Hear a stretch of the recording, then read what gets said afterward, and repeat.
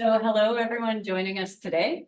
We're happy to welcome folks both online and here in Tiohtià:ke or Montreal to this hybrid event on good relations, consent, reciprocity, and ethics in Indigenous-led research. I'm Marcia McDonald, and I work with Research for the Front Lines. I have mixed ancestry from settlers from Western Europe, as well as from the Secwepemc people of Williams Lake First Nation in the interior of so-called British Columbia. We're hosting the in-person part of this event today in Tiohtià:ke. So I want to begin by acknowledging that we're on the unceded land of the Kanien'kehá:ka people that has been historically known as a gathering place for many First Nations. And as we come together on this Earth Day, I invite everyone to reflect on the links between the climate crisis, stolen land, and the genocide we're witnessing in real time in Gaza. So while we hope that the work we're all doing today to learn how to do community-led research in a good way can be an important step toward land back, the fight for the return of these stolen lands, we also recognize that standing up against settler colonialism in Turtle Island must be matched with solidarity with Palestinian people as part of a global struggle for justice. I now turn it over to our co-host Alexa to introduce herself and help get us going. Thanks, Marcia. Goyam Sitwen, Nin Delawizi Alexa Metallic, Delawi Gespegawagi Akwigi Jibokduk, Edaglinamasi, Masters of Indigenous Governance, UVic, Alugwe, Indigenous Climate Action. My name is Alexa Metallic. I am Mi'kmaq from Listigoch Mi'kmaq First Nation, but I currently live in Jibokduk, otherwise known as Halifax, Nova Scotia. I'd like to begin that the land on which I'm speaking to you from is the traditional unceded territory of the Mi'kmaq people. This territory is covered by the Peace of Friendship, which we first signed with the British Crown in 1725. I think what we're going to do next is kind of just go through an overview of today's plan. So as you may have seen in our event promo material, our speakers today are going to speak to the concept of research ethics beyond academia. While universities have their own set of ethics and consent protocols for research, what ethical considerations arise when communities and movements undertake their own? Who should give consent, and what are methods for obtaining it? How can data be stored and handled for guaranteed data sovereignty? How can we ensure that research aligns with the strong relationships in local governance and knowledge systems? Through brief presentations and discussions, our speakers will delve into these questions, drawing from their own experiences in crafting community-led research ethics frameworks. So the agenda today will look like Elizabeth delivering a short presentation on ethical considerations to ask oneself when planning and conducting community-led research. We will then have the chance to hear from both Marina and Ojistoh on their experiences with community-led research ethics processes and protocols. Once presentations have wrapped up, Marcia and I will delve into some questions that we have for our panelists. And we're going to conclude by allowing some time for audience members to ask their own questions as well. I think it's still on me. Yep. So I work at Indigenous Climate Action as the research and policy coordinator. ICA is an Indigenous-led organization guided by a diverse group of Indigenous knowledge keepers, water protectors, and land defenders from communities and regions across the country. We inspire climate action by centering Indigenous nationhood and autonomy as a primary climate solution. We do a lot of different things. So we provide tools for our communities, promote sustainable ways of life, and uplift Indigenous-led solutions and voices within the climate crisis. And one of the ways in which we do this is through research.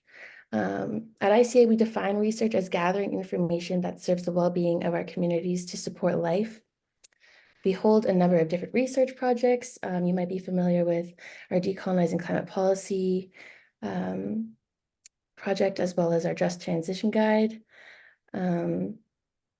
We have a diverse audience of folks who engage with our work, and we're really excited to be a part of today's conversation on community-led research ethics processes.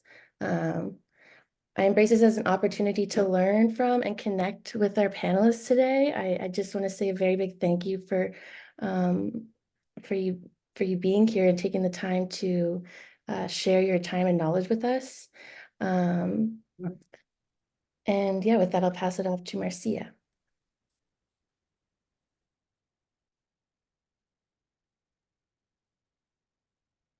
Okay, so I just wanted to say a little bit about Research for the Front Lines before we get going. If there are people here who are not familiar with Research for the Front Lines, check out our website. We're a grassroots organization that provides research support to communities and movements fighting for environmental and climate justice across Canada. And we've supported lots of different Indigenous land defenders. Some of the community research leads we work with are in the audience. I know I see Marlene Hale over here in Tiohtià:ke. We've also worked with folks from Climate Action, Keepers of the Water, and lots of other places. So last September, Research for the Front Lines hosted a presentation from the First Nations Information Governance Center on the First Nations principles of OCAP, ownership, control, access, and possession. And that was a good introduction to the issue of data sovereignty, but as we support more grassroots folks to do more kinds of research, it's not always clear how to apply OCAP principles and make sure that the research is grounded in the Indigenous governance systems that are relevant to where these folks are. So these challenges are what motivated this conversation today. I want to note Emma here from SHIFT, the SHIFT Center for Social Transformation, who is hosting us today. There she is. Do you need to say anything to the folks in the room? Well, welcome, everyone. Awesome, thanks. And before we get back to our speakers, I also want to acknowledge a Research for the Frontline volunteer in the room who can help with any needs for anybody who needs anything here. Big thanks to all the Research for the Frontline volunteers in attendance online tonight and here in the room as well, for your commitment to building skills to become stronger and stronger research allies. I also want to thank other Research for the Frontline coordinators, Jamie Vincent, who's online helping with technical issues on Zoom, and Jen Gavi, who is not able to be here, but helped plan and bring everyone together for this event. Back to Alexa. Thank you, Marcia. I'm sure many of you have read our speakers' bios, and instead of reading it out, we thought it'd be a good idea to give our panelists a chance to introduce themselves. So I'll start by passing it off to Elizabeth.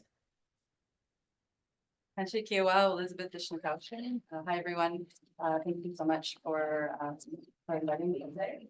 I am midship and Mennonite, originally from St. Francois Xavier, Manitoba. I grew up on Treaty 1 territory, and I've been an invited guest in Tiohtià:ke since 1995. I work with, I've done a lot of different kinds of during my time as a professor at Concordia, and now working mostly with Indigenous organizations research. And so I'm excited to talk about some questions related to the research of projects.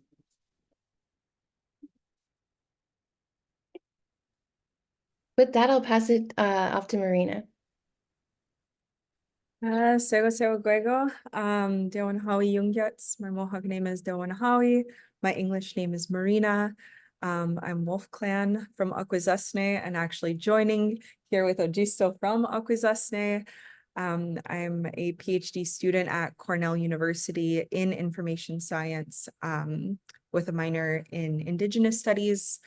My research kind of focuses on computational community science and technologies for socio-environmental justice, but also more broadly, how do we understand and be critical of data and information systems, infrastructures, and studies across our territory. I also do want to mention that I'll make some pretty strong statements, I think, in this talk, and in no way am I speaking on behalf of the community or any Ganyagahaga as a whole. I'm an individual and only speaking from my own personal experience. And anyway, thank you guys for hosting and for everyone coming to this talk today. Thanks, Marina, and off to you, Ojistoh. Hi, my name is Ojistoh Horn, Ganawahare Horn. So I'm from Ganawage, Bear Clan. And my father is from Akwesasne, he's Wolf Clan, and I've worked as a family doctor for the last 16 years in both communities and have been involved in some of the research that's happened as I've gone through my career. And so that's what I'm going to be talking about today. And it seems to be that my life has come to this point where the environment is the most pressing issue. And I'm just really happy that you're creating these spaces because Indigenous people were right at that meniscus. And I'm very happy to be here today. Thanks.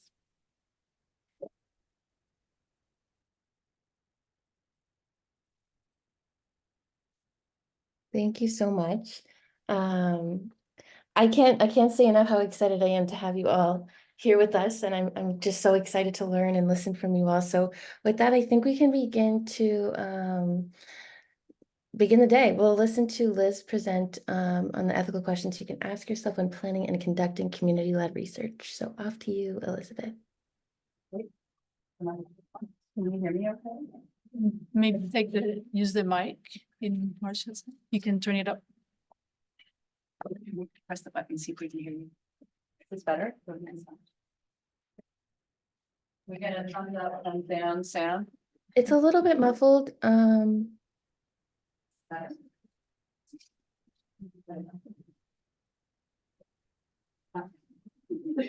Is this better? Can you hear me now?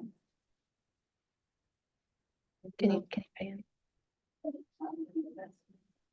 The mic is there.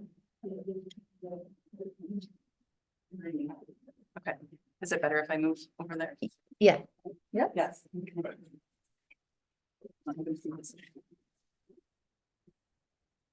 This better? Yes. Yes. Okay. Great. Okay, so great. I'm just gonna start out talking about the wide range of ethical considerations that that one might consider when developing a research project. And so from project conception all the way to data analysis and storage publication considerations. And so I guess first with project conception. Sorry, I can't hear you. I can't hear. Sorry, I had to work and I was hoping to pop in at the same time. Okay. Talk a little louder. Okay, I'll try. So first of all, is this a project that's truly community-led? And so the project conception itself, community-led implies that there's been an identified need either from your community, a collective, a group, an organization that you're working in. And if a project idea is coming from one individual, as I often said to my students, usually you need to do a little bit more work to ensure that you're at the stage where it's community-led, where there's people coming in together and say this is vital for us. So that's a really important ethical consideration, because if research is just plucked from anywhere and not based on a community identified need, then it's not a sort of a best practice ethics. It doesn't start out, with the community behind it. And that might mean that some communities have ethics boards already in place. Some have multiple ethics boards already in place. Some communities have, for example, health and education and other types of ethics boards in place that might have their own set of protocols and guidelines that need to be followed right from the start of a research project. Other times there are no protocols in place, and you might need to form a committee or a group to help guide questions around ethics, because there's quite a few that come up throughout the process of a research project. So you can ask yourself, is it feasible to set up a small group that might help oversee this research and make sure it's done in a good way, and that we are asking the important questions, getting consent from the people that need to be asked their permission.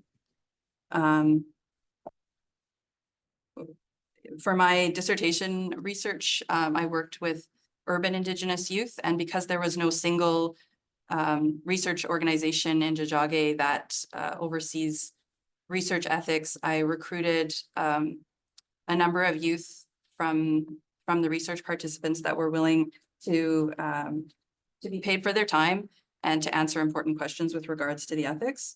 And they were there from beginning to the end, so over a period of a few years, to answer some of the questions I'm going to be talking to you about.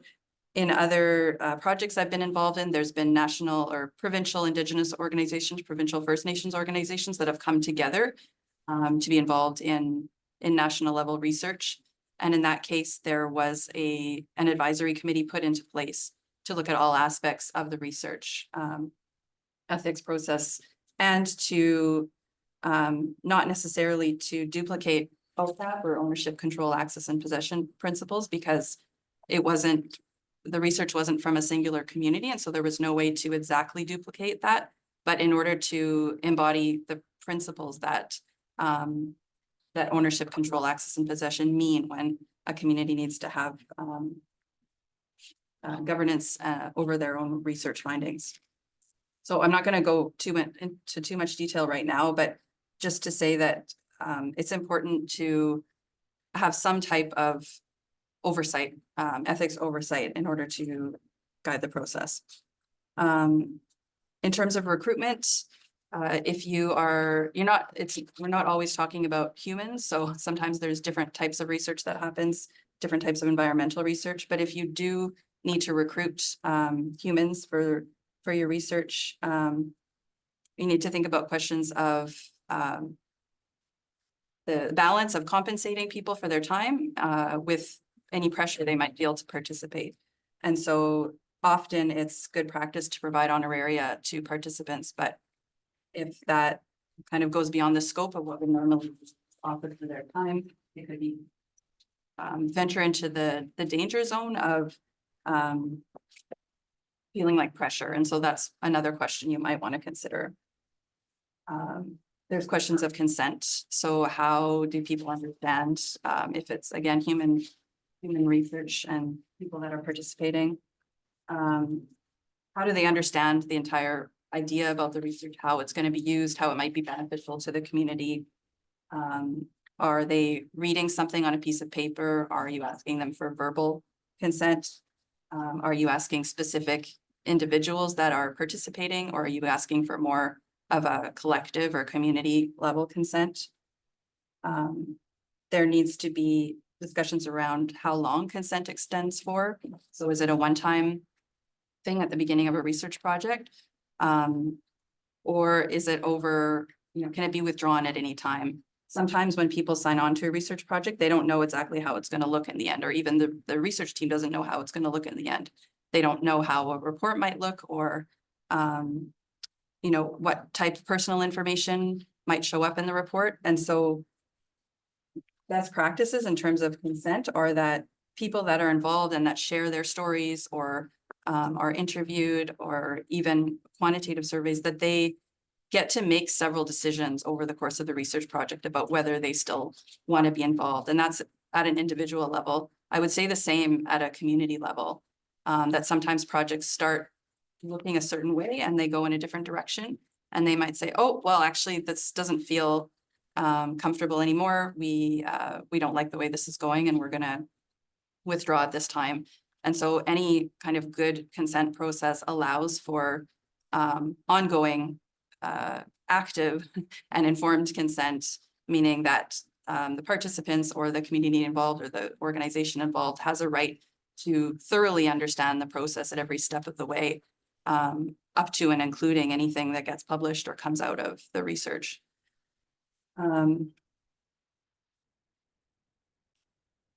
There might be issues or differences in the way consent is offered. Sometimes, or typically, universities provide forms, but there's been a lot of critiques around how formal that can be, how invasive it can be to ask somebody to sign a form. And so there's been moves towards more verbal consent. So sometimes there's conversations that happen around projects or multiple conversations, and verbal consent is provided.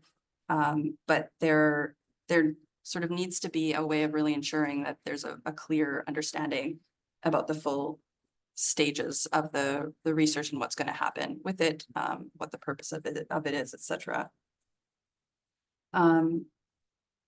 Other issues around consent and personal information are that people have a right to understand and to decide if they want to be known, if they want their information to, their names, their full identities to be shared, or if you're promising confidentiality or anonymity. And if you are, then how can you guarantee that? So how can you guarantee that if people are providing a lot of information about certain topic, that those reading any report that comes out or any website documents, any findings, that they're not going to be able to link it back to that person? And so you have to be really thorough and careful. And also, this is another part where consent comes in, that if people that are sharing the information get a chance to look back and say, okay, I feel comfortable, that doesn't really identify me and I'm okay with that. Because there's been a lot of instances where personal information or community information, proprietary information has been shared in a way that is published, and the person that shared it wasn't aware of exactly how it would look at those final stages. Certainly, journalism has a pretty, that there's not a lot of these kind of ethics because of the conflict with independent, being able to be independent in that value. And so it kind of is really opposite from what you would want a journalistic process to look like typically, where both individuals and collectives have very involved input into every stage of the consent process. So just moving along these stages, and I think we're going to go a bit deeper into these questions as we go, in terms of storing any information that's collected, people's stories, quantitative surveys, environmental research, etc. How do you decide where and how the information will be stored? Is there capacity to store data in a way that's safe and that people can't get access to? There needs to be decisions made about who gets to access the full set of research. So even if you're promising anonymity or confidentiality, often there are a few researchers that are involved in kind of safeguarding information, and they might have full access to the research, but that needs to be decided carefully around who has that and how other people get access, and in what way. In what way is people's confidentiality safeguarded?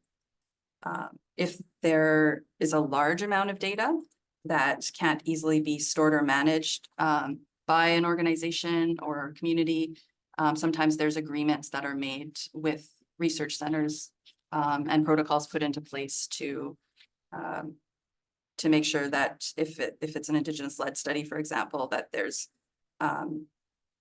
that the research center is simply storing the data and not using it in other ways.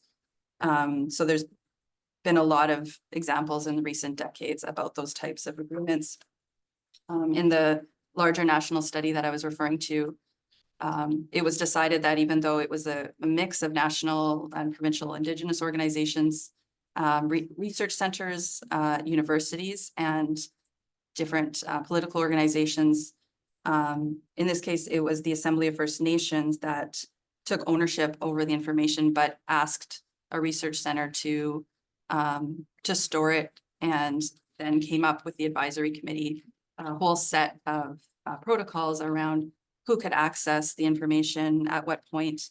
And if in the future, so after the initial results were published, if there are people that want to still use that information and maybe look at other questions that weren't initially intended by the research team, that there's a way to have an application process around that, so that people can't just ask any random questions about that information, that it has to sort of have been determined at the outset around consent. And would this fall within the initial consent, or would you have to go back and ask again, even though we have this information, we want to ask these different questions?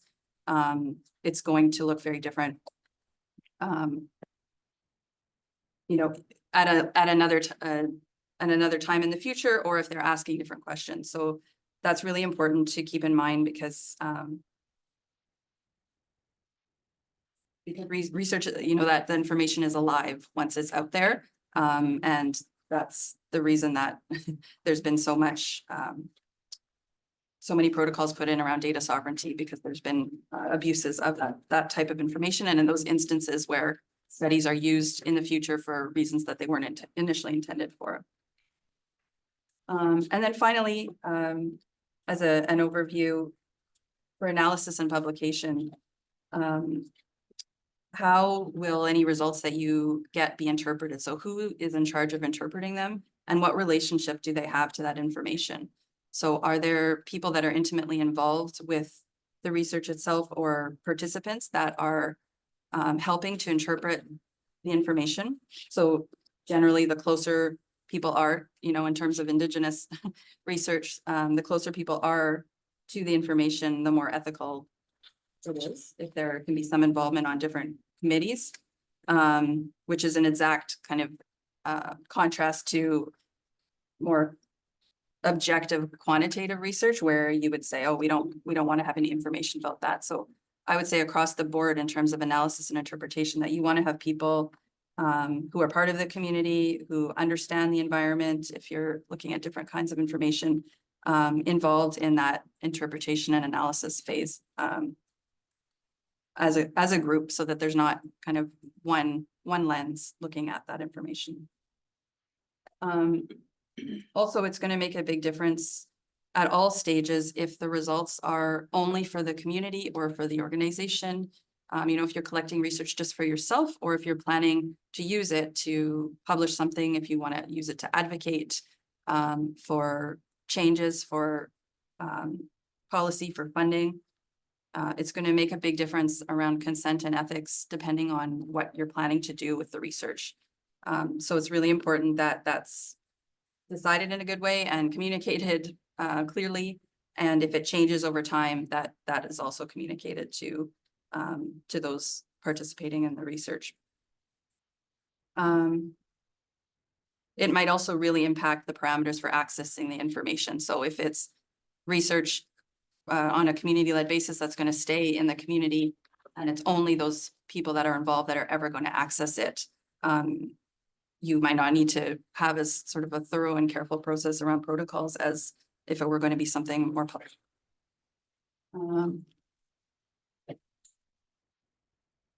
So I think in terms of the kind of the range that I just wanted to give an overview of, that kind of covers it, and I'll hand it back over to Alexa.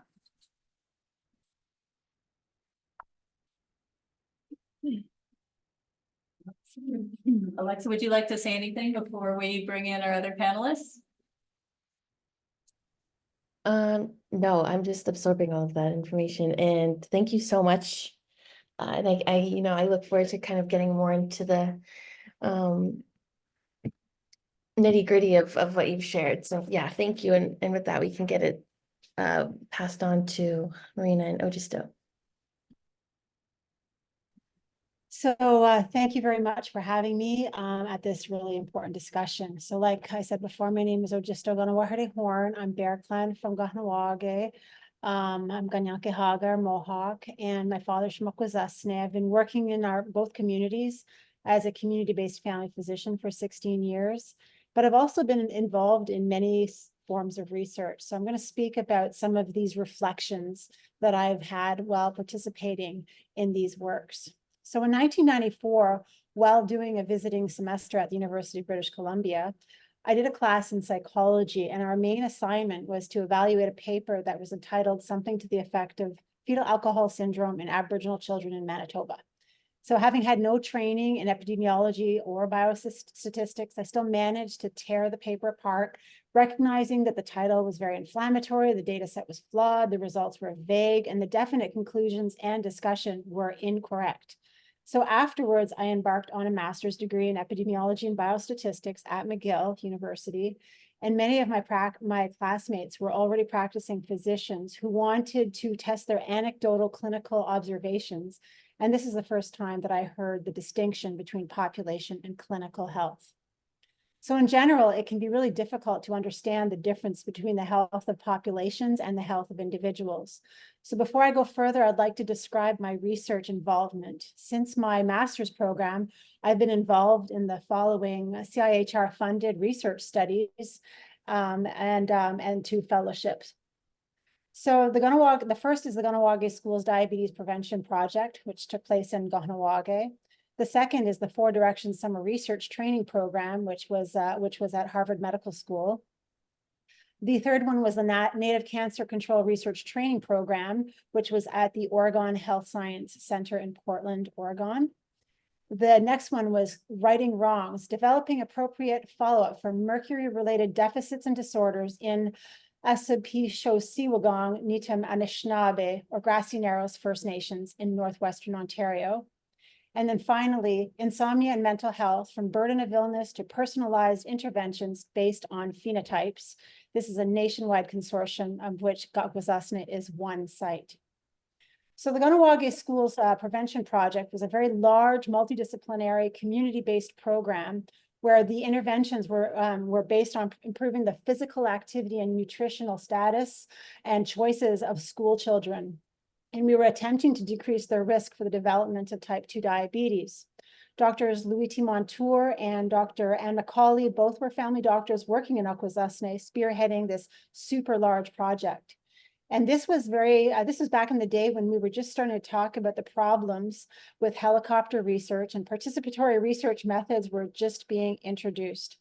The first year was spent on creating an infrastructure where the community, the academic-based researchers, and the community-based researchers all had equal participation and decision-making responsibilities, and a code of research ethics and ownership and storage of the data issues were derived and resolved. So many years later, in 2014, while working as a family physician in Kahnawake, I attended the Indigenous Health Conference in Toronto. And there I heard an incredible presentation by Judy De Silva, a nurse from Grassy Narrows. And she passionately spoke of her community's longstanding health and economic issues related to the mercury pollution due to the contamination of the English Wabigoon River system by a pulp and paper plant located 200 kilometers upriver in Dryden, Ontario.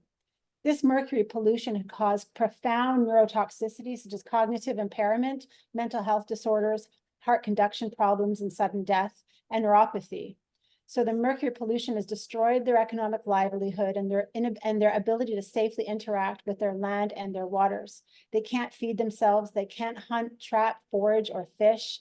They're losing those parts of their culture that are passed on during those daily interactions with the land. However, their community has a very powerful champion who's managed to keep a focus of mercury toxicity at the provincial and national levels of government. Last year, Akwesasne became one of the sites of a nationwide conglomerate of research studying non-pharmacological means to address insomnia. Cognitive behavioral therapy for insomnia, which is also called CBTI, is a tool that can be used by many people in Akwesasne who have debilitating insomnia, particularly for those who do not want to or cannot use medications to sleep well. However, I am concerned about the effects of many pollutants in the environment in Akwesasne, notably mercury, lead, PCBs, fluorine, and aluminum. And these chemicals are neurotoxic and affect neurodevelopment, mental health, and neurodegenerative illnesses such as dementia and Parkinson's disease. Importantly, these chemicals could theoretically increase one's vulnerability to non-prescription medications such as cannabis, which is often used for sleep. So however, CBTI contextualized for our community and taught to be delivered by our own practitioners can be a very strong community-based tool whose effectiveness will be measurable to both researchers and to community people. This tool will then have lasting positive influence. As a family physician who spent 16 years working in Kahnawake and Akwesasne, I've had the opportunity to reflect on the difference between clinical and research medicine, and I'd like to express 3 points. First, there's a concern when research is looking at neurotoxins. For instance, mercury, PCBs, fluorine, aluminum, and lead are all neurotoxic. What are the implications of neurotoxicity on a population level as well as at an individual level? For instance, Imagine the implications of research that finds there's a visual deterioration associated with a particular neurotoxin.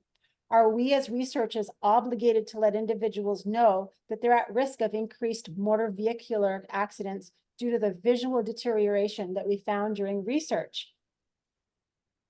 What are the implications of research when it's found that there's cognitive impairment on a population level? And through our research, know that there are persons in leadership positions who may not have the capacity to safely carry out their responsibilities. Would these people feel threatened by our research? Would insurance companies refuse coverage of people from these researched areas? In sum, harms can be created by researching populations for exposures that are expected to have negative outcomes. Many Indigenous people do not have adequate access to healthcare providers. When researchers show up to their communities asking many questions, doing careful examinations, eliciting their stories, they take part because they feel they're being heard. So is the $50 certificate that we give them appropriate? Many research subjects participate because they are interested in knowing their own results. This mismatch in expectations is problematic, and it can cause harm, exacerbate mistrust, particularly if there's a strong mistrust of healthcare providers due to historical wrongs that were made with previous research studies. How do we mitigate this clinical research divide? In Grassy Narrows, after the research data was collected, we attempted to extend the relationship and turn it into a clinical one.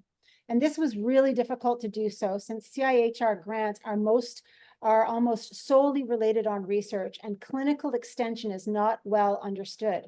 In some, we must find ways to allow for creativity and to incorporate a clinical extension of the research into the CIHR grants. Finally, many Indigenous communities do not have the research literacy to be able to assess the many research studies that they are presented with. Often it is the leadership of the community who are asked, and then with little interrogation, they give consent. This causes a conflict of interest, particularly if the research leads to the writing of grants for further funds. It's also a problem when lawyers who are accessible to most band councils, but don't inherently have a strong background in research, are asked to weigh in on the proposal. In Akwesasne, before the insomnia research was accepted, our Department of Health embarked on a task of creating both a larger health board as well as a research board, both with mandates conducted outside of the leadership of the community. In Indigenous communities, it's important to try and separate the leadership of the community from the research. So in summary, a community-specific code of research ethics needs to be developed at the onset of the research. Having a community champion is vital for the success of the research. The creation of a strong community-based tool will ensure the longevity and impact of the research. Harms can be created by researching populations for exposures that are expected to have negative outcomes. We must find ways to allow for creativity and to incorporate a clinical extension of the research into the CIHR grants. In Indigenous communities, it's important to try and separate the leadership of the community from the research. I'd like to finish by mentioning that I'm on the board of the Canadian Association of Physicians for the Environment. Recognizing that provincial and territorial chapters of CAPE, it's called CAPE, do not well capture the experience of Indigenous people nor their communities, who are often at the front line of environmental stresses. So at CAPE, we're aiming to start an Indigenous caucus where individual communities can participate and share their teachings and best practices with the greater medical community to further this part of advocating for our mother, our earth, and the faces of those who are yet unborn or the future. Thank you very much for having me speak today. Now I'll go on. Now,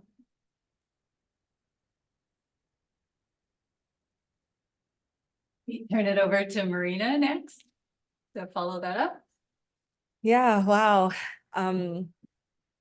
Incredible content to follow up to. I think that both Elizabeth and Ojistoh provided a very rich and dense case studies and methodological approaches for very specific ways that we go about research, how we understand and contextualize research, and how we define research. I think that where we are right now in Akwesasne is one of the most complicated places to actually approach that question and to understand like what is Indigenous-led research, but further, what is research outside of the academy? For those that don't know, Akwesasne is a community imposed by settler three borders, New York State, Ontario, and Quebec. So we have jurisdictional borders that are imposed onto an independent Kanien'kehá:ka territory. So this makes our government systems incredibly pluralistic. You have the imposed Canadian system via the Indian Act, which is enacted through what's sometimes referred to as the Band Council. In this territory, it's a Mohawk Council of Akwesasne. You have the tribal government, which is placed through New York State Indian law, which is the St. Regis Mohawk tribe. And then you also have the original governance via the Longhouse body. And there's also 3 longhouses that are present in Akwesasne. So when we ask questions about research protocols and research permission structures, we have to also look at what government are we re-empowering through our research. And for me, when I place myself to ask and enact that, because research is also a practice of enacting those protocols, I stand firmly in the position that we should be supporting and breathing to life our original government, not the elected bodies that were imposed by settler colonial governments. We should be placed within our longhouse traditional mode of governance. And so that is an independent position that I take. And there's many others that believe that and have enacted that for centuries through these imposed acts of genocide. And so because Akwesasne is also situated on the St. Lawrence River, and there's many rapids that are nearby, Canada and the US really sought to take advantage of the power that is the St. Lawrence River. And they built what's known as the Moses Saunders Power Dam, just a few kilometers away from our community. So you have the New York Power Authority that governs the American portion of that dam, and then Ontario Power Generation that governs the Canadian portion of that dam. And that dam has left a legacy of pollution here that is insurmountable. Like we have had so much pollution and toxicity dumped here due to the industries that set up shop and take advantage of the cheap hydroelectric power that is just nearby our community. And these are legacy contaminants. And because the body, the land and the water itself has become a site of extraction that in turn replicates into the digital sphere and digital world, you now have data extraction that is happening of the land, of the waters, of the animals, of our own bodies. And that research in a lot of ways has empowered a lot of individual decision-making, but has it adequately redressed and enacted retribution for the contaminants that we're still facing today? So how I kind of entered and got into this work was just trying to understand, like, why did I have family that was sick? Why do a lot of community members here have family that's sick? And when I wanted to start investigating that just for my own purposes, I came across a community member that's been at it for decades, Danielle Thompson. She's actually sitting right across from me. You guys can't see her on the video, but yeah, come in here. Say hi. You gotta come on. Yeah. There you go. She is OG community-led researcher, unaffiliated with any institution, unaffiliated with any grant, but she has the most robust archive of environmental data, I believe, available here in Akwesasne. So when we start approaching this, it's not out of a specific research timeline, research project, research agenda. it is simply out of our own duty and our obligation to continue the stewardship of our lands. And how do we go about that? And how can we offer up a specific skill set in order to do that? I'm very lucky to have been able to go to university in my undergraduate studies and obtain a degree in data science. And what that has afforded me is specific skills in like coding, data analysis, statistical analysis, data extraction. And so when I look at how I could use myself as a conduit to contribute to my own community, I tap into those resources. So now we're trying to work with developing a comprehensive information repository that really stories and continues the story of environmental data history here in Akwesasne, and repatriate that data back to community members that have sometimes been the source of extraction, but that never got that data back to themselves or never understood why that data was taken from them. And to the best we can, we're trying to conduct information acquisition and translation and disseminate physical booklets, digital booklets for historic and present day environmental and legal issues that exist in Akwesasne. And then we're also working to kind of develop and prototype and hoping to deploy technologies that really leverage the ability to conduct industrial counter surveillance. So how can we take low-hanging data science tools and open source data science platforms to position ourselves to acquire data that we might not have readily accessible or announced to us? This could be satellite imagery. This could be simply using like Raspberry Pi hardware-based platforms in order to create and generate digital monitoring tools. Yeah, real-time data. Sorry, Danielle's in the background giving me notes. Yeah, real-time data acquisition. And then, but this is all to say that the work we want to do is continue storying the complex environmental and socio-political entanglements of pollution, injustice in Akwesasne, the past, the present, and the future. But how can we really take and empower this material? I'm going to bring you on to this call. You better get over here. But everything we do is positioned to be for like the faces yet to come. And I think that nothing is necessarily going to be given to us by academic institutions.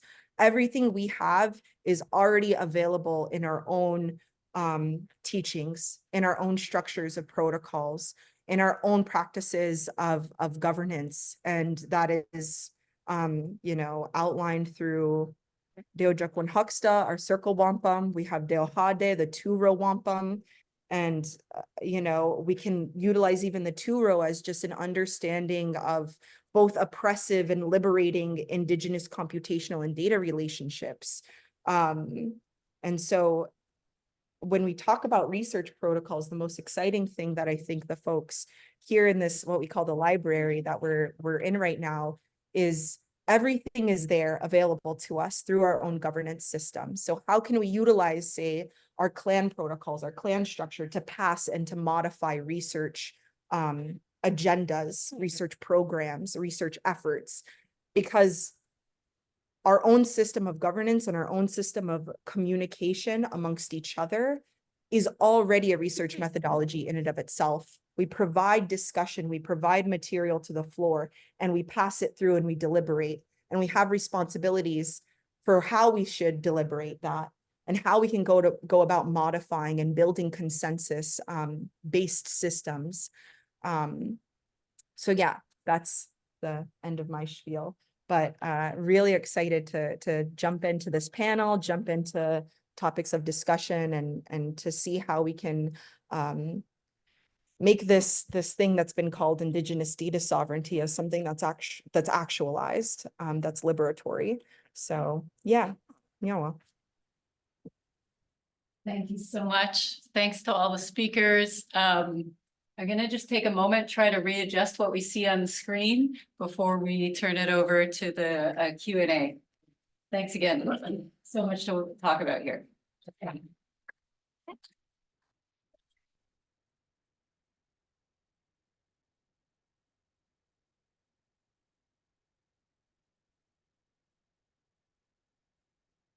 Problem when we're dealing with a webinar rather, or not a webinar.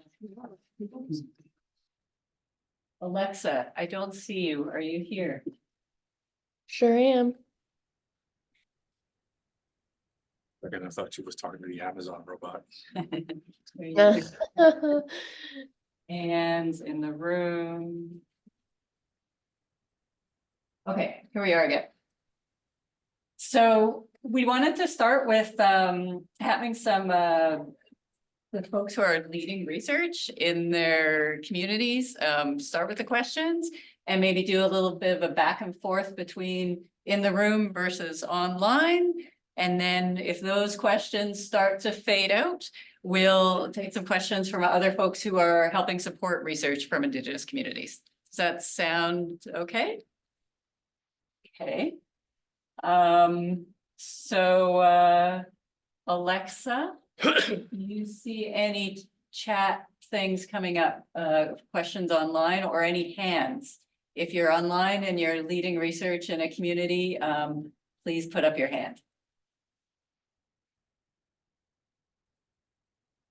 Nothing's coming up right now. I don't know if we just wanted to jump into the questions we have and then. Well, I'd love to see if people, we actually have quite a few people in the room, so I'd love to see if there's questions from the room first. If there's none in there, but we'll go back to you in a moment. So who in the room who's involved? I see Marlene, quick to jump in. A lot. I'd like to know, hi, I welcome you. You guys are just amazing in information that the work that I do is very helpful. All of the words, the talk that you have tonight, is that all on context that I can have available and go over again? We are recording this event, so you can that's as good. times as you want. Number two is one thing that I have found out with doing research, especially government research. For example, I just finished doing an open letter to the health crisis in Canada. And I'd like to pass it on to all of you. When we did go to, we spent about 4 hours getting updated information on everything in the health, where how many people, the deaths there were in Indigenous communities, as far as all of the diseases, everything else. Many things that we found out in the research that we're looking for was outdated. It was back to 2023. It was not updated. However, I didn't stop. I found out by using a journalist friend of mine who the government owes duty to the journalists to get information, and I got it within 24 hours. Versus research doing it for days and days and not getting anything. So how can we better that part? In the research and what I was asking for, modifying research, right? The time that to have updates for anything that you need. Mostly the information that we need, especially like what she was talking about right now in Akwesasne. How is that updated in the data? So I can say that we don't have any data. And that's why the TRC, the Truth and Reconciliation's recommendation, included one of its recommendation being that we have to start collecting data. The NAHO was the health organization that was disbanded by the Stephen Harper government, and it stored data, and we were actively going out and getting data and storing it in this one place, but he disbanded it, and it went to all the individual organizations like the Native Women's Friendship Center and the Native Women's Association and that kind of thing.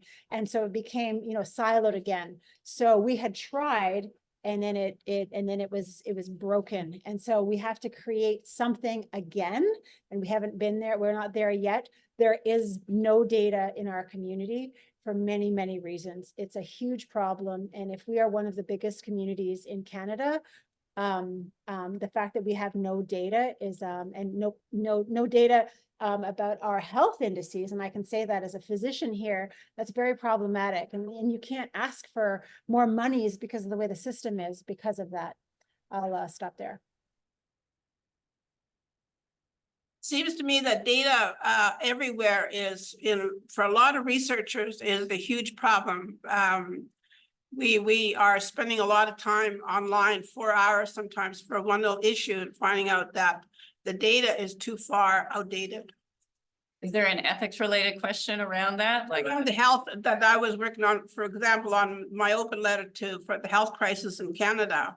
And so for every health issue, we had the data that was given to us, and we looked up and we finally gave up, was going from 2021 to 2023. It is 2024 right now, right? So it's no use to us. And that's crucial, given what the health crisis in Canada is. So we need to have those answers, right? And so, like I said, the only way I could find it is through using a good journalist friend of mine. Thanks for sharing that, Marlene. I realize we do have some questions that we had planned to bring forward, so maybe we'll move to those after one from Zoom. Alexa, do you want to see if there's one from Zoom before we prepare to some of those? Move to some. Yeah, so there's one here that says, my question is, what is the best way to conduct research in a community that is divided to ensure that research is conducted fairly and accurately? And they give examples of Tuscarora and the Cypress Islands, or what others known as North Carolina, have divided throughout our community between Christian, Handsome Lake, and Great Law. Due to the divide between all of us with our beliefs, the different longhouses disagree on how to deal with environmental and ecological problems. Very important question. With somebody. The pollution is, we live in a global commons. So we are all affected regardless of what we think and even where we are. And so we don't really have a choice. Yes, we live in a global commons, and we do have to figure this out. And unfortunately, if we are continuing to allow ourselves to be divided because of our religion and where we are, we're not going to get much further than we are today. No. Anybody else want to respond to that? Liz? I will also note that those divisions have been enacted by outside systems. Most of the time, those divisions are perpetuated by outside settler colonial agencies because they do not want us to come to the ability to come together and enact those protocols, enact that consensus making, because we are stronger when we're collectivized. The only suggestion that I can give is that find similarities and come to the understanding that, as Ojistoh said earlier, that pollution, these environmental concerns that we have, these ecological problems that we have, go beyond those divisions, and they impact so many generations. And despite Christianity, Handsome Lake, and Great Law, we all say that we are for the future generations and the faces yet unborn, or those are some similarities that I see. And so if we can't put that aside and figure out how to collectivize, then we're enacting the divisions that they want us to perpetuate amongst ourselves laterally. So I encourage and to continue the hard work and the resilience that I know it takes in order to set those differences aside and to continue to come at this issue with the best ability we can. So yeah. I would maybe say, I don't have a direct response, but I think one, at least here, sort of in the Canadian funding context, the base of power and money is still largely in the university structure and hasn't been properly, handed over or made available to where it should be. So one example is that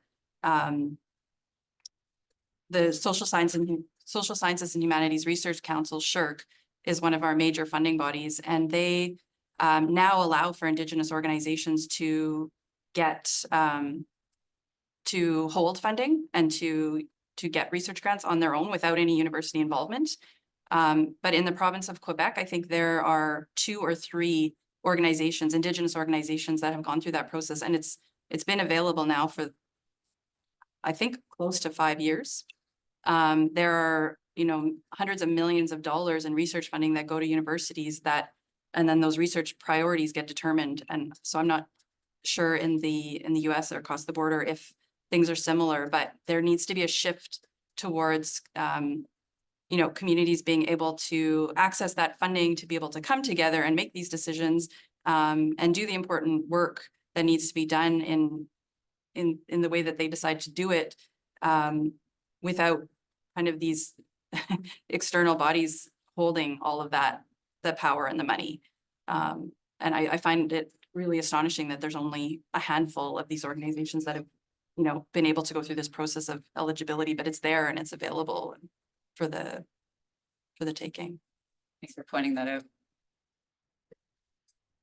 I just wanted to say that when you ask for a grant, they actually want you to put in your grant proposal, the way you think things work, your hypothesis, how your measurement tools, and how you're going to go about getting all of that data, and then which ways are you going to analyze it, and then so it's already pre-directed, which is really, really against the Indigenous way of being, in that you already almost have a predetermined outcome, and so you just put all the stuff that goes in there to sort of support that outcome. Whereas in the go away, for instance, you get all the information. It takes a heck of a long time, and eventually you get all the information and you arrive at an outcome that you may never have known at the very beginning. The problem is that when you try and get money, you have to put in this directed approach for that money. And so just by the way that the grant proposal has to be written, it is removing the indigeneity from your process. And so when I say we have to find ways to allow for creativity and incorporate a clinical extension of the research into the CIHR grants, that's what I'm talking about. We have to be a little bit more aware that there's this dichotomy that happens, and when we talk about a clinical extension, that's really what people care about. How is this going to affect the health of our people and the health of our land and my children? That's a clinical outcome. And so a lot of these things are not clinical outcomes. They're just one thing, and we can't really use it to explain some individual's health, just population health. And so there is a really important distinction between population and individual health, and it's the way that the grants are written, and the dichotomy between science and indigeneity that is part of this whole process. And when we talk about colonialism, I'll stop there. Can I just ask one of the questions we wanted to talk to you about before we go to some of the other ones about consent? And I invite everyone to think about the researcher being a grassroots person, maybe not affiliated with any institution that can apply grant funding. How would those folks go about figuring out whose consent they need to acquire when beginning research in their own community? Especially maybe one of these communities that are more torn, or perhaps where the traditional governance structures are not very strong. Anyone want to comment on that question? I could comment if they don't. I'm from Wet'suwet'en, and on consent, we go to our hereditary chief system. And right from there, we do not go to the band council system. And we start from there, and it gives you that respect between the chiefs, their decision, and yourself. I use it myself ever since forever. And consent, where you're taught it in your feast house system, And then when you're going out into the world, you know exactly, no matter where you are. I'm in Quebec, they're at home.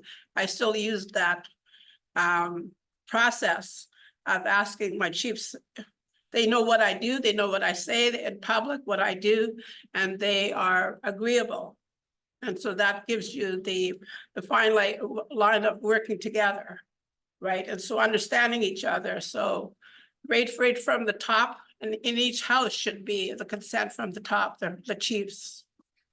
And will that, Everybody else, I don't know across the land, so it's anybody, interesting. can anyone comment on what it might be like in other communities? Yeah, go ahead, Ojistoh.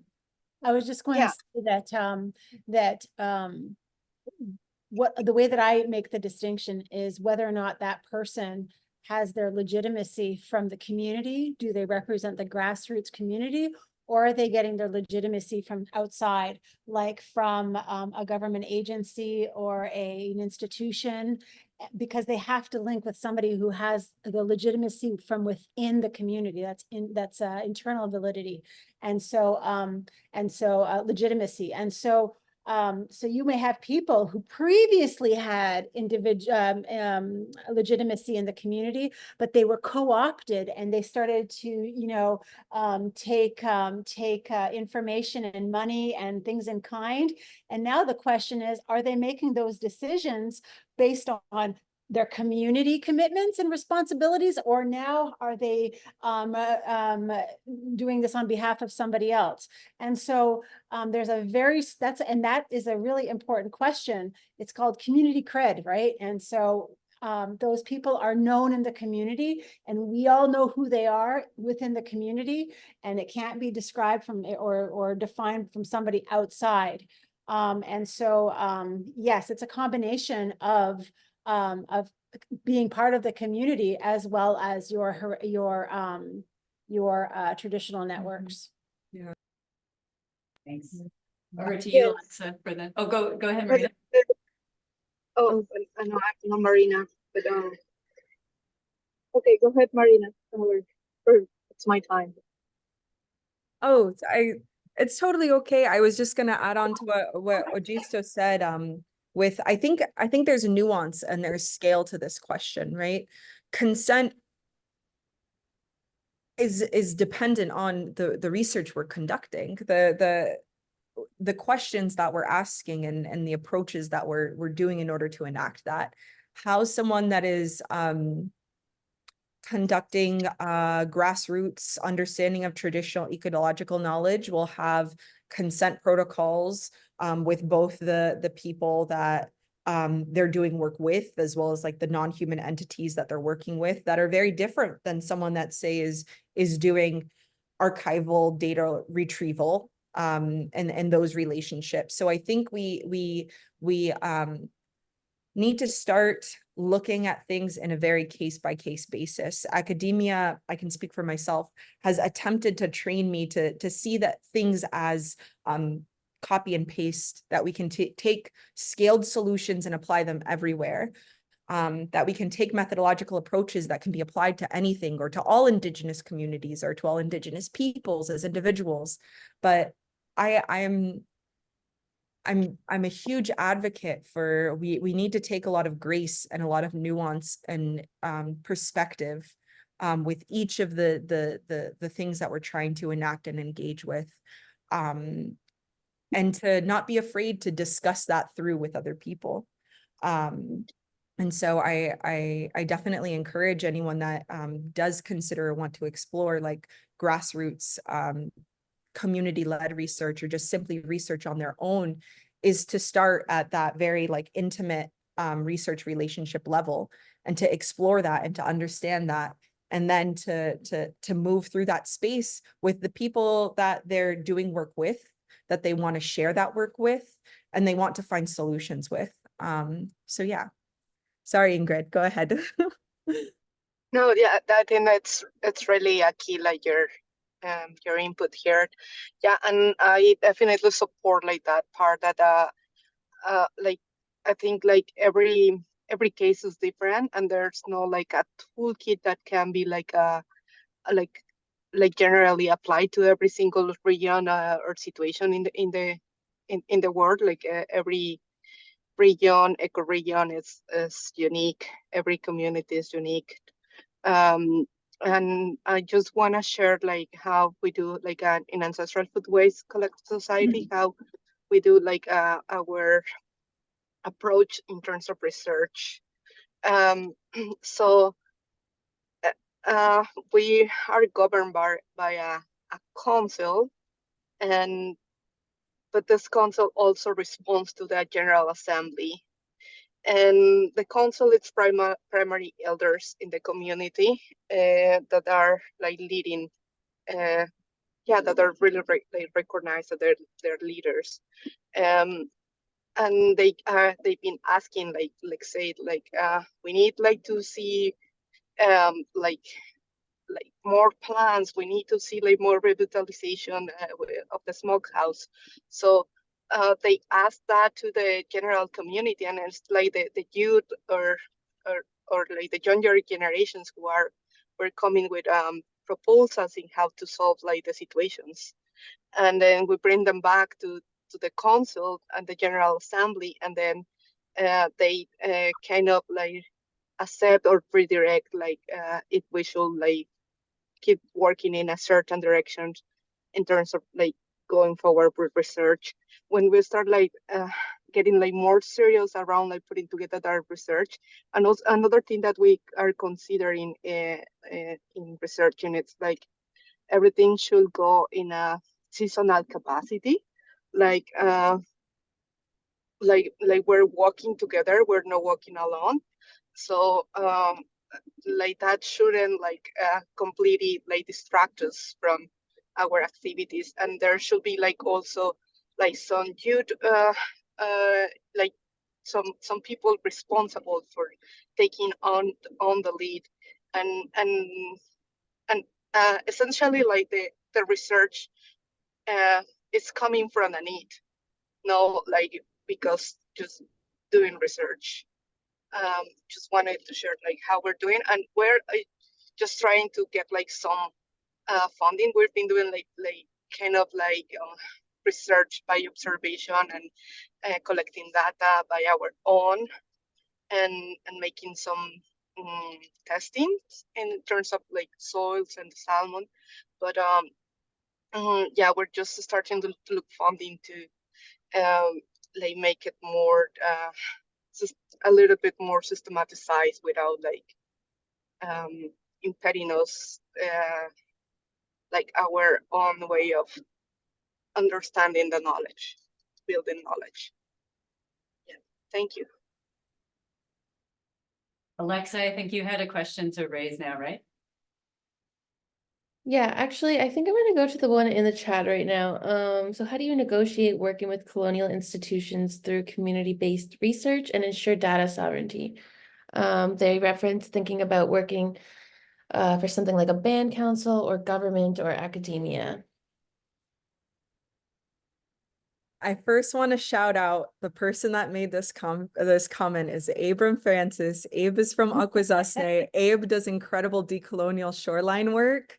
And I think, oh my gosh, Abe, I don't know if you're shy to come and have a discussion with your question, but I think this is an incredibly important question. The only way that I've been able to navigate or understand my relationship, especially with Cornell, which is like a land grab institute, to community and to research and to my role in translating and disseminating research is, am I reallocating the most amount of resources that I possibly can without being co-opted by the system itself?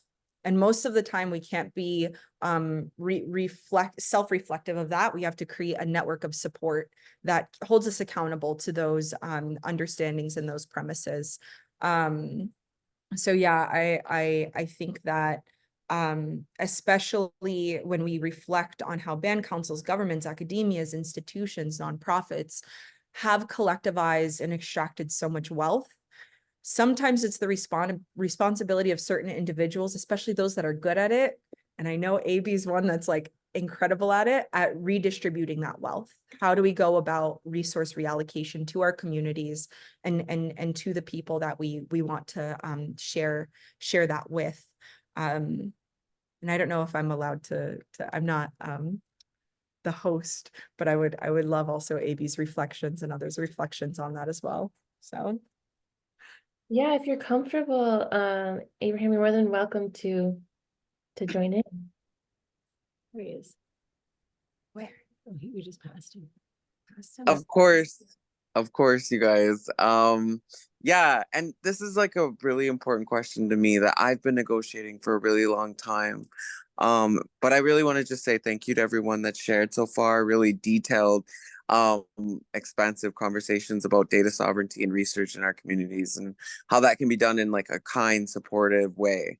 But yeah, this question was just really inspired by like a lot of frustrations for myself, having worked in the band council and the frustrations we experience working with inside that system and trying to do that community-based research, trying to address capacity issues, funding issues. So, you know, and then also again being like a researcher within an academic institution and trying to negotiate that. But a lot of times for me, it just comes back to like, what do my people need? And how am I reflecting that question? And how I'm making sure that we have the tools and the resources we need to get our answers, right? Like part of why I'm obsessed with shorelines is because we have an erosion issue in Akwesasne. Like if I was going to accomplish anything within the environment program, it had to be something about Yellow Island, right? And that there's this massive erosion issue there. And so I just kind of keep thinking about, and then what I also like to do is introduce like the context in which all of this exists too. So the politics that it comes to within our community, the diversity of those politics, the conflict we encountered around traditional and you know these imposed governance systems, and you know even the way that our longhouse split at one point. Like, are you able to have conversations in those different spaces? Are you able to negotiate across the complexity of our community? And you know, I think that I just kind of keep learning and talking to people, and I just show up anywhere I can when I have the energy to listen. And brought me into really interesting spaces with Marina and with Ojistoh, talking about, you know, the implications of the environmental contamination around us. How can we sequester funds from the university into our community? How can we do all of these different things to make sure that we're healthier? And that's what I think, like, ultimately the biggest goal for my work is how can it be healing for our people? And, you know, I keep thinking about what Ojistoh keeps saying about this clinical extension on the CIHR and like how we kind of get to the end of these findings in this research. And it's such an overhaul to keep the work going. Because it's like, okay, we finished this research. Now, how are we going to implement it? Where are we going to get money to do that? There's no money to do it. Okay, now let's bend our bodies in a billion different directions to make this possible. And so, like, ultimately, again, and this is just like a small piece of that, like, negotiation that you come back to, because, like, we are all capable of being extractive as well within our research. And you are accountable to that research and that community. And I think a little bit of that identity ultimately makes your work, you know, more attentive to the nuance of consent, of where do our research questions come from? How can we apply these things? And also, one of the beautiful things for us as researchers within the community is we find healing within our work and connection and insights into like so many different pieces of ourselves that we were denied. So yeah, that's what I just wanted to contribute, just why that question came to me. And, you know, I think these wonderful women have helped me think so deeply about it. Even Danalee, even just so many of these different places across Akwesasne and these great conversations. So just really appreciative to listen and being able to contribute a little something. Yeah. Thank you so much. Liz, I wanted to give you a chance if you had any insight on the question, if there's anything that you'd like to add. If not, I can move on to the next.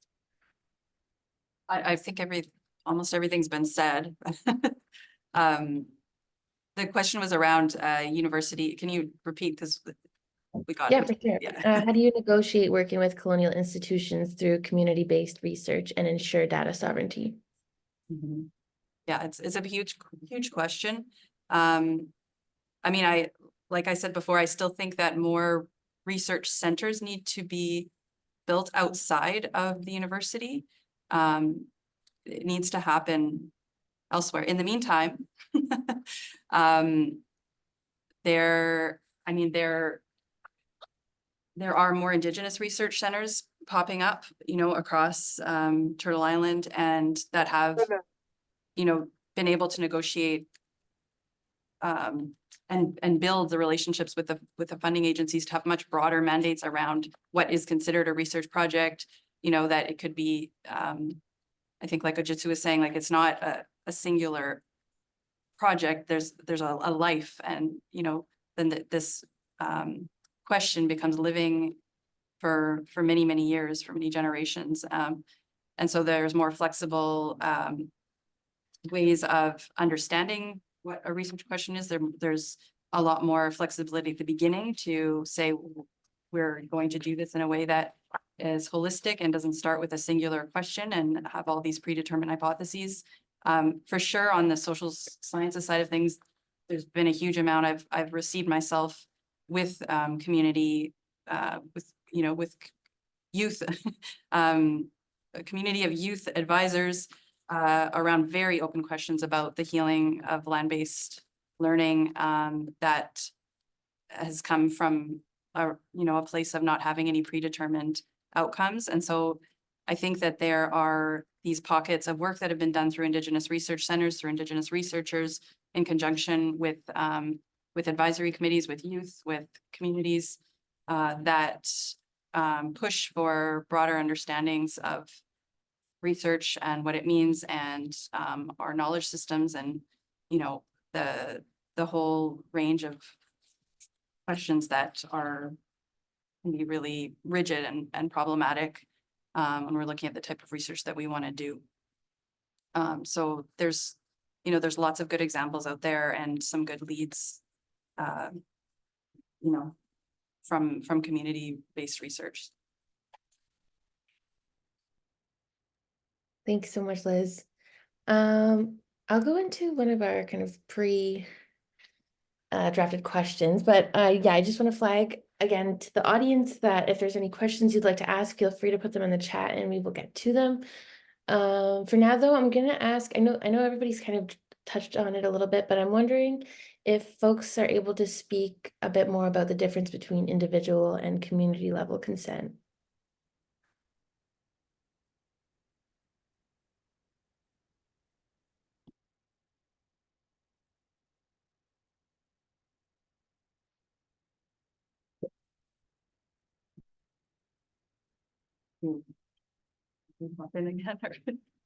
Over Liz. Yeah. So I mean, some of this is, again, I agree, I think, with what Marina was saying about needing to really contextualize each, each type of work that we do is very, very different. And so I've talked about a whole range of things, and it's a stretch for me to do that, but for the purposes of trying to kind of provide some overall context, I think the way I usually understand is that individual level research is about people's, individual information, and the type of work that I've often done in social sciences research and has involved, story work and qualitative research from groups of individuals that it's not necessarily based in a specific community, but more in urban centers or, multi-nation type of research, is that individual level consent is what's necessary and provided by each person participating in a research study. And that collective consent would be more necessary when you're looking at issues that impact, a specific group of people, a specific community, and that in those instances, you might want to look at both collective and individual consent, and that there might be protocols in place for, for doing both of those things at the same time. And from some of my work, there, in terms of the youth advisory and qualitative research, the advisory committee themselves has collective level guidance around the way that results are interpreted or how we make sense of the stories they're sharing. but each individual has the right to say how much of their own story they want to share. And so there's, I think that I can only do it by contextualizing that example. And there's many other research examples that would consider that question and answer it differently, I think. Yeah, I think a lot of what Liz offered is really important to highlight and to note. I also want to offer up that we've had a lot of or academia has offered a lot, research has offered a lot on how to navigate the morphing of individual consent. So when an individual changes their mind about something, how we navigate that, how can we go about that? But I haven't seen much regarding community consent and whether or not communities can alter how they navigate altering and changing their mind and withdrawing consent or pushing the bounds of what was given to them in, like, say, the primary stages of the research project. Community consent is sometimes seen as like a one-time thing, whereas individual consent can be seen as morphing. But I've often only seen community consent navigated as like a one-time permission structure. And that shouldn't be the case. We should be in every step of what they call the research pipeline, there should be a reminder or a reignition of conversation. And that consent, I think, can be altered, can be challenged, and should be encouraged, because I think that offers more robust and more holistic research practices. Accountability. Yeah, and accountability. No. Oh, no, no. Accountability. But yeah, no, I think that's I think that's something that when we place individual versus community, it's often that individual is a reflection of, or could be a reflection of, a part of, a piece of that community. And so making sure that those two are in balance with each other, and that we approach them similar ways, and we have respect in similar ways is I think a fruitful practice. Yeah. So for instance, when we are when we're talking about data collection, just pure data collection, we have a number of what do they call it when they go up and get when they go, it's a huge set of questions, and you do it on everybody, and they do it every 4 years. Census? Something like that. In any communities, different, like the First Nations or in Inuit and Métis, they have their own Aboriginal, census that happens. Not really a census, it's something else. But different communities do not participate, and the ones that have not participated have been the Ganyakehaga communities, and so we are not reflected in a lot of that, data that has been put out by Indian Affairs for a long time. And so it's really not very complete, that data. But then we don't go and get the data ourselves. So we have no idea what our health is in the community, because our community have just they've just said no to having them come in and take this data. So I think that might change if we had the opportunity as community people who understand research, to be able to change the minds of the people who are arbitrarily and just saying no, because things have changed since that decision was made, 30 years ago. So that is yes, that's where I'll stop.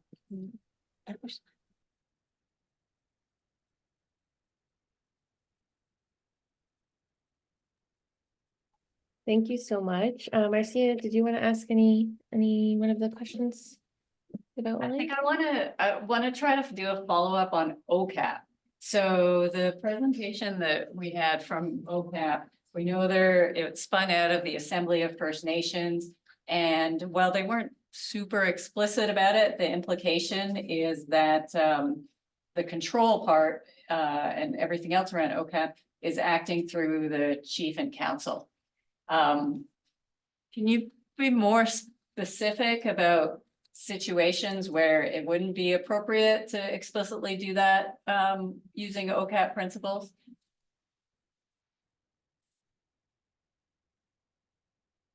Anybody? Should I, or, okay. I think this, try to segue it from our conversation about consent, Yeah. but there's this assumption that elected officials always have or can mandate consent on behalf of individuals within the community. We have to question who we're asking, especially from Indigenous communities. Who are we asking collective consent from? And I find it quite silly because there's been so many conversations around individual data rights, individual data liberties when it comes to Canada or the US, even the individual AI Bill of Rights that the US government has presented. But when it comes to First Nations, Indigenous communities, Ungwahua territories, we assume that an Indian Act government can perform that consent. When we look at US and Canadian communities, you would never ask like a municipality director, governor, or even like a senator, for example, to be able to have the ability to enact consent for the entire community that it is presiding over. So I think that when we talk about OCAP, we need to go to that first question. Who are we asking consent from?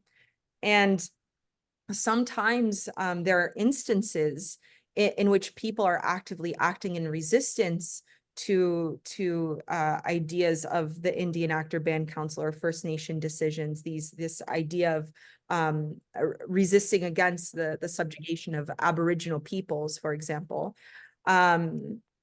So should we just assume that those people that are actively resisting those systems, that elective governments, such as band councils, have the responsibility and have the innate authority and power to retrieve that data of, say, land defenders who could be actively resisting against that suppression? So I think we need to really have, especially when it comes to data privacy that could jeopardize the safety of a person. We need to have really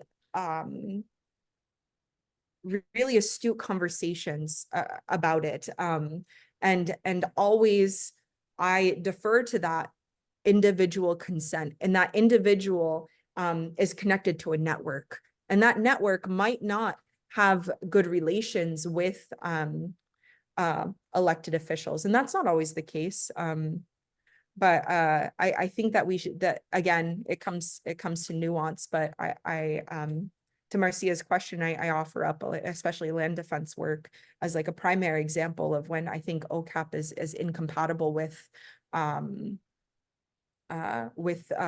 ideas of data independence, data liberties. That's super helpful. Thank you. Anyone else want to speak to it? I just wanted to say, from what I had said previously, it was called the Aboriginal People Survey, in which our communities have just blanketly not participated. And that's not because of a robust discussion with the people, or people who actually understand or have some research literacy and who understand the importance of data, as particularly so that we can, plan different health parameters in the community. So by not participating, we don't have data, but we're not putting anything else in place to answer those same questions. So I just wanted to say that. Thank you. Just as I think a follow-up to that, the OCAP question, I'm not going to speak to sort of the specifics around how it was developed, and from a Métis national perspective, we don't have a similar kind of robust set of principles, I would say, although there's been some work. But I think other times when that model wouldn't be appropriate is if you have multi-tribal, multi-nation research studies, when it's not clear kind of who should be governing that process or overseeing it for accountability.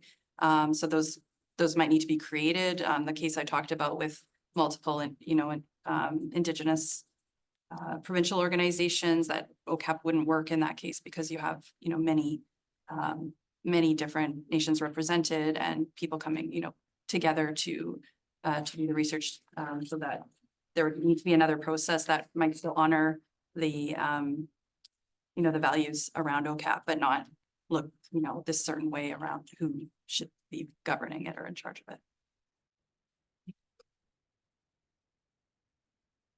Alexa, do you have another one? Yes. I'm wondering if you can speak to how we've been talking a lot about what data sovereignty means in community and grass-led research, and I'm wondering if folks can speak to how research data can be cared for in the long term, if research data management plans or other collaborative research agreements are useful, and how they should be constructed. And I could put that in the, I don't know if Liz, you have access to the chat, but I can put that in the chat as well.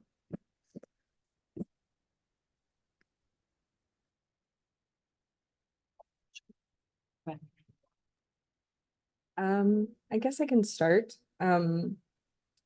So I think that when we talk about or conceptualize data sovereignty, we cannot think about it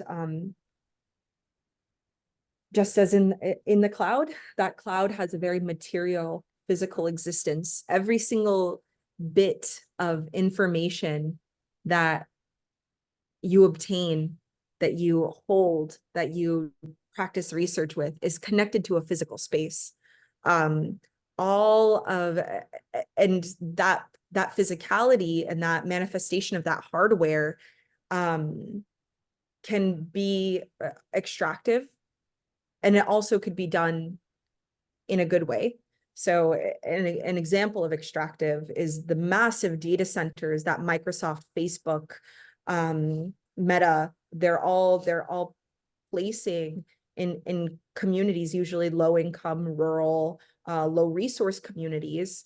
And they're acquiring huge amounts of water, huge amount of intensity onto the energy grid. So how can we reimagine that relationship just to hardware as like a very primary step in this conceptualization of data sovereignty? How do we hold, like physically hold, and be able to visit and be able to access and know we have protection mechanisms, physical protection mechanisms for data servers? And I think a lot of it will take demystifying access to data servers. Let's start having conversations about what that even means, what that entails. How is the physical process of placing data onto a data server enacted? And how can we maybe alter that or find new ways? There's a great group of researchers, and I'll place it in the chat, that have actually figured out ways to make data servers relational to the environment that they're placed in. So they're either, if you have a community that has high, like a lot of access to, say, like solar power, they have small scale disseminated and decentralized servers that only are available and accessible when the sun is out. There's other communities that may have access to low grid, like wind and water infrastructures. But I think that should be like one of our very first steps to trying to understand how to long-term care for data, is acknowledging that these datas live someplace, just like all the other things in existence, all the other material things in existence. And so we can't just invisibilize it. Let's start figuring out how we can have and carry and steward that data. I don't know, did you want to? Nope, that was good. You can talk about what we have here with the data, with the cryptocurrency, just an example of how it can. Oh, yeah. The example that Ojistoh is referencing to is that a lot, and this is a pattern all in like the Northeast and along the Rust Belt, is that a lot of these like 20th century industrial manufacturing facilities are being refurbished because they're low real estate or hanging real estate into data centers. And people are like, oh, well, or data centers or cryptocurrency facilities, Bitcoin mining centers, and people sometimes pose like, oh, well, it's not as bad, or it can't be as bad as like aluminum manufacturing, or it can't be as bad as what it used to be. But we really want to challenge that conversation, because we're layering different elements of extraction, different waves of extraction onto each other. Waves. Yeah. And so when you put, for example, like a Bitcoin mining facility in a Reynolds aluminum factory, what is the relationship to those data servers with the actual history of contamination that is there? And so I think that challenging just what we've learned from industrialism and ensuring that we're not replicating it into our own practices of data action, data sovereignty, data liberation, however we want to call it, is really important. Yeah. So talk about, you totally missed the part about the PCBs and the cooling of these servers, which are very hot, and how it is. Talk about Do it. So I guess the point that Ojistoh wanted me to put forth is that when we looked at that relationship between, like, say, the Bitcoin mining facility at Reynolds or the now Alcoa East, is that there's a legacy of contamination that is presently there. PCBs, polychlorinated biphenyls, and it is a largely unremediated site. And so when we think about these servers and how hot they are, because they do run hot, and that's a big reason why they're so intensive to the energy grid, is that when you place them in there and you have unremediated soils, PCBs tend to pool in cool places. And we have a PCB researcher that we're in close conversation with, Dr. David Carpenter. He's a Harvard medical physician. We asked, is there a potentiality that those PCBs could be heated up and then volatilized and pushed through these data servers? By the actual fans that are cooling off these servers, could they be proliferating through that mechanism? And he said there was a very high likelihood. So we would really like to get some material confirmation, some data regarding the potentiality of that, and ensure that we're not yet again becoming a space of PCB re-exposure. And so, yeah, that's what we wanted to share. Yeah, essentially we have PCBs, they've been sleeping for a very long time. And now we have these new corporations with their new facilities that are going to re-expose our community by air and by water to these pollutants. And it's not part of their environmental review, because they're actually very clean on their own. But what they're going to do with the waste is going to reinvigorate the contamination. And so it's sort of like the quiet part of green energy. And that's why I wanted her to bring it up. And so yes, thank you. Yeah. We have about, I don't know, 10 to 15 minutes left, and it'd be kind of good to see if we have any other questions from folks in the room. I know Commune has been working with Research for the Front Lines. A couple people are here. Do you have any questions for these speakers? No, because we're going to be doing it on, I'm Chris with Commune, Street Outreach Program, R2 Healing Program. Because virtually with the consent part is going to be me going out, talking to people I know directly on the street. Yeah. It's not going to be like having to go to an anonymous group and saying, hey, would you like to give me your feedback? It's going to be talking to people I know, the situation where it's going to be not in a library or a cafe. It's going to be in the street. It's going to be like probably in a park where people are having drinks. So I guess it's going to be like a totally DIY ethic on that part of our research. It's not going to be just the norm of what we're talking about, I guess, because I'm going to be doing it as my first time doing any kind of research. Like I'm going in blindfolded, which I guess is a good thing because it's gonna be a good learning experience for me. And I guess that's about it, you know, so definitely gonna need some guidance with you guys with research for Frontlines though about that. Well, any of the speakers want to offer guidance? Yeah, I Here- just wanted to say that it's very important because when you go to ask questions to somebody, there is a power differential.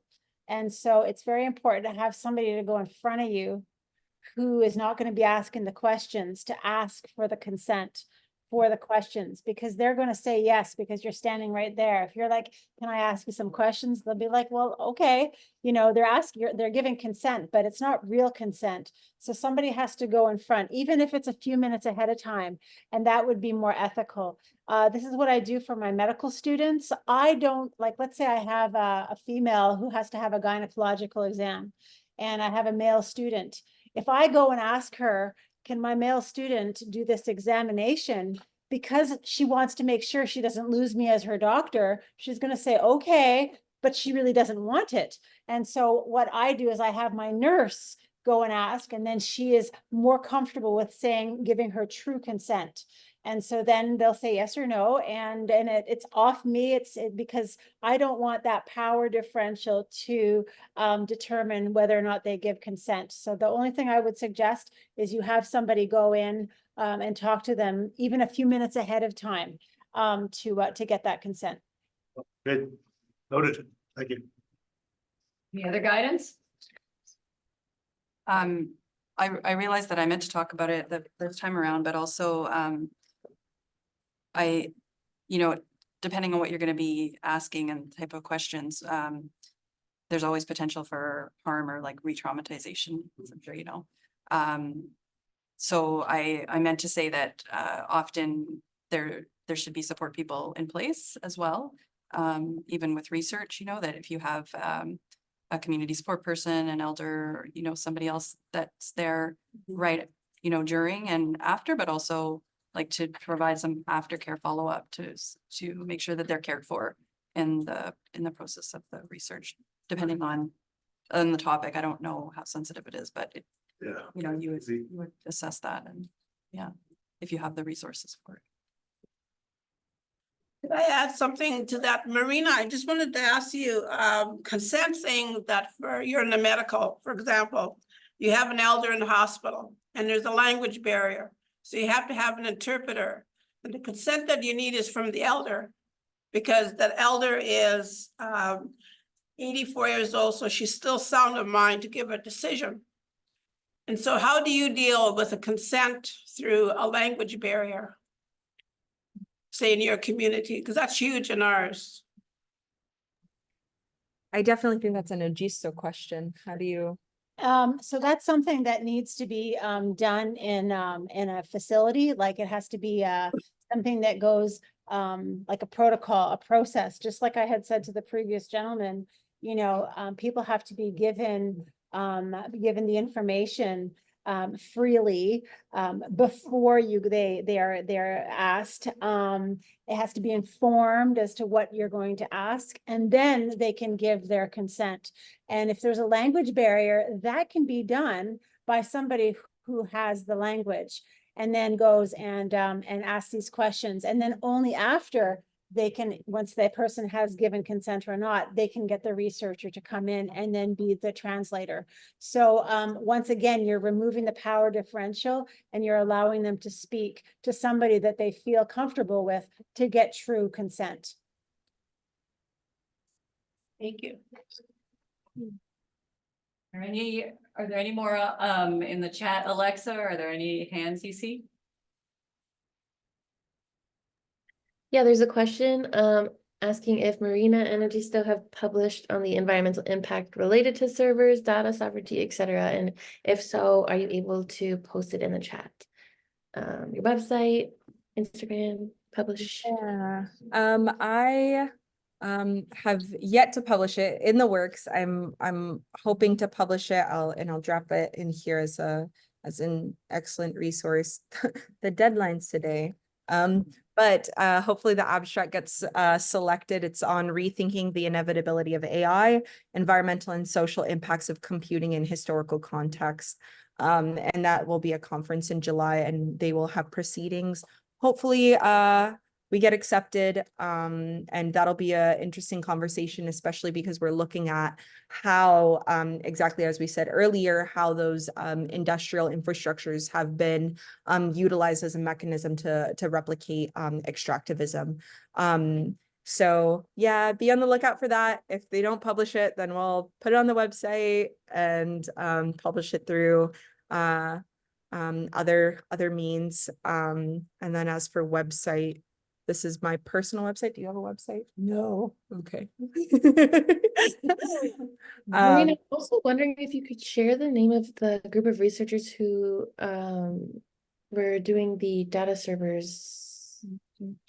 Yeah, it's called, if I'm not mistaken, the low carbon, oh gosh, give me 5 seconds and I will find it. We can post it along with the video afterwards, so no pressure to find it right now. Maybe So I was just gonna Yeah. say that it's important to recognize that medical students, residents, and doctors get zero information about the environmental effects like pollution on health. This is a very new thing, and we're just catching up in terms of the medical field. So I do a lot of talking and teaching across Canada to different medical schools, students, residents, and part of the curriculum towards planetary health and stewardship. And so this is, we cannot assume that the doctors actually know anything about this. Everybody is learning about this. And so it's, I just wanted to make sure that you recognize that this is such a new discussion. Thanks. any more questions from people leading research in communities?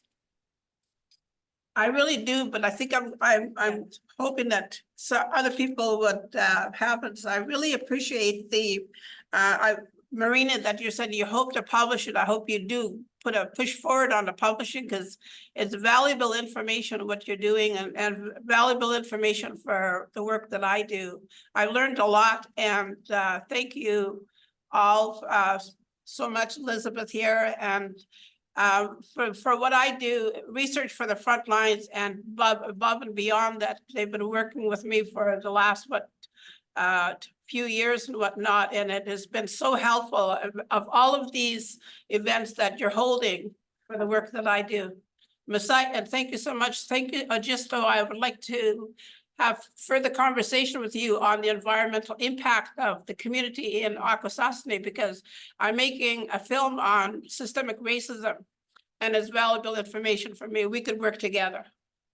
So I just wanted to say on Thursday this past week, I did a what do they call it? I was speaking in front of the Senate subcommittee on natural resources and the environment. And there's a new bill being passed, C-226, and it's an act towards creating a national strategy towards working towards eliminating environmental racism and environmental injustice. So that's something that's happening right now in the Senate. And so, yes, I did a presentation to them on Thursday. So it's exciting. It's actually being recognized at all levels, at the academia, in the medical schools, in the hospitals, in Parliament, and those are the worlds that I work in. So yeah, so C-226. So you'll be in Ottawa. Oh no, I already did it. Oh, you already did it. Yeah, Okay. you can, if you went online, it's actually online. Okay. Discussion, and there were people from even your area who were talking. There were 4 of us. And so if you go online onto the Senate subcommittee, you'll see the different testimonies. C-226. I realized we didn't give a chance to the speakers to ask questions to each other. I know Marina and Ojistoh, you've been chatting a bit back and forth, but Liz, do you have anything you want to ask? And Marina and Ojistoh, anything you want to ask Liz? No, just thank you. It was fascinating. Really, really great to hear from you. Yeah, likewise, Nyawa, I think you know, you really started off our conversation strong and grounding it. And I really hope that folks that are listening, folks that are sharing, we continue to have these conversations. Like I see this as a continuous working group and dialogue, and to continue to support each other through all of our efforts, because we're all interrelated. And as Danielle likes to say, all of this pollution data, all of this material that we're working with has no borders. So we need to create lines of solidarity across all of Turtle Island. So Nyawa. And what we'll say is that these lines of solidarity include acting and working with the physicians in your area. We have a strong advocacy voice. So Canadian Association of Physicians for the Environment, we are making an Indigenous caucus, an Indigenous group where we can share our information and help each other learn from each other's experiences. And so that's something that we are currently working on. You know, not just the Indigenous people in your area, but those people who come visit your area to provide healthcare, particularly because we're talking about health and the environment in this case. Thank you. So I think as we're approaching 8 o'clock, that's been almost 2 hours of everyone's time. Thank you so much for the speakers, Liz, Marina, Ojistoh. Thank you for Alexa for co-hosting. Thank you to Jamie, who's been there in the background online, letting people in. Thanks to everyone with their questions and for participating. We're gonna hang out a little bit here in Tiohtià:ke. And I'm gonna say goodbye to everybody online. Alexa, do you want to say anything before we go? I just want to say thanks again for these powerhouses that came and shared all their knowledge with us. I'm really excited to think through all these learnings and thinking about how we can refine, ICA can refine our research processes and how I can bring this into my own schooling. And yeah, I'm just so grateful and thank you for sharing your time and knowledge with us. No, shout out Indigenous Climate Action and shout out Research for the Front Lines. Thank you guys so much. Woo!